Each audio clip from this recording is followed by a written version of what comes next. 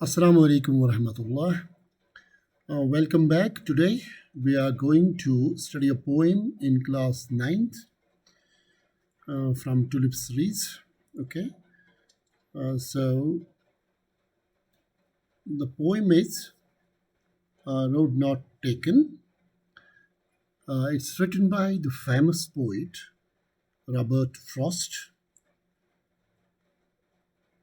He was born in 1874 and up to 63 he lived in. I was born in San Francisco, studied in Harvard. Okay, he was a deep appreciator of natural world. Most of the times, you will see his poems full of images coming from words, stars, houses, brooks, usually taken from everyday life. Oh, here is the poem Road Not Taken. Let us recite this poem. Two roads diverged in a yellow wood, and sorry, I could not travel both, and be one traveller. Long I stood, and looked down one as far as I could, to where it bent in the undergrowth. Then took the other as just as fair, and having perhaps the better claim, because it was grassy and wanted wear. Oh, as for that, the passing there had warmed them really about the same. And both that morning equally lay. In leaves no step had trodden black. Oh, I kept the first for another day, yet knowing how way leads on to way, I doubted if I should ever come back.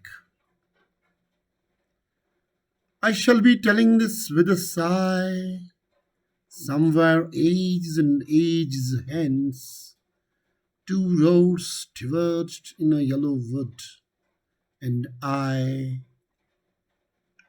took the one less travelled by, and that's made all the difference. That was the poem. So let's straight away go first to the themes and see what this poem is trying to tell us. What is the message for all of us? This poem is about making choices in life between two equally good options, but one has to be very wise. The choices may make all the difference in our lives as human beings. We most probably look back, wonder, and regret that we are unable to choose both the options or choose the other option. Regret, sadness. Choose wisely and accept the challenges and consequences of the choice. Be bold, creative, original, and adventurous in taking up challenges. This poem teaches us some moral values, and what are these? We have to take the opportunities that life has to offer us to make choices. We must think carefully before we make choices. We have to make the right choice and understand ourselves. We should not have the feelings of regret for our choices. If we make the right choice, we can have a contented life. Now, let's go to the imagery part. Now, see in the very first line, two roads diverged in a yellow wood. In this phrase, there are two image evoking words, diverge and yellow. The words two roads diverged evoke the sense of sight. There is an obvious road that splits, breaks into two completely different roads. Another word that evokes the reader's sense of sight is yellow. The yellow is describing the road. There are two different roads, sunny and bright. It also represents possibility and new beginning connotatively. Then, to where it bent into the undergrowth. The one major image evoking word is undergrowth in the line. It sets an image of grass, bushes, etc., with the trees with the trees grown in it. It conveys the sense of bewilderment, chaos, a situation, choice, goal which is unpredictable. Then, another important poetic device in this poem is personification.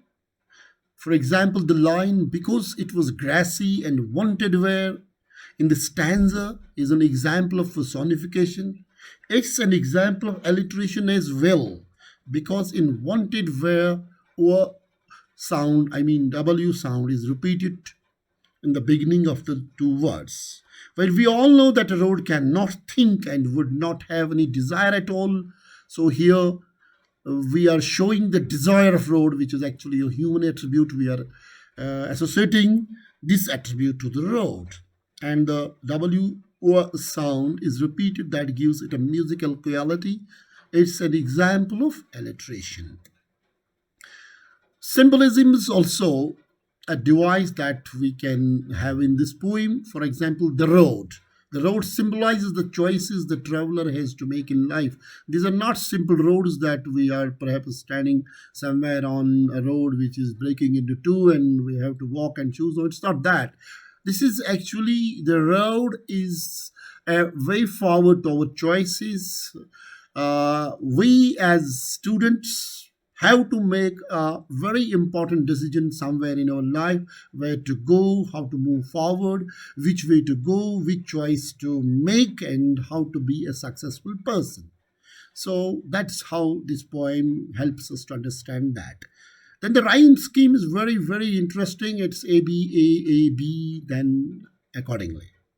And there is onomatopoeia in this poem as well. Sigh. The word sigh in stanza 4 emphasizes the traveler's depression, sadness for the outcome of the decision he made. But I would like to add here another important point, that this is one of the interpretations.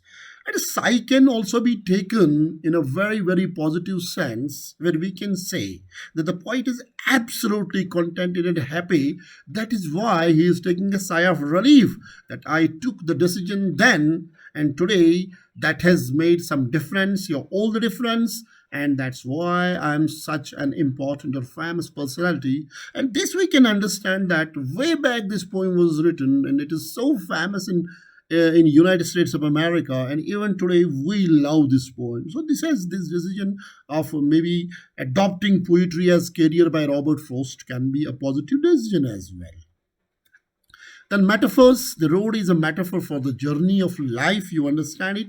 The two roads are compared to the two choices in life. The poet compares himself to a traveler. The undergrowth at the end of the one of the roads is the obstacles and challenges. It's also hard to see what the future has held for him.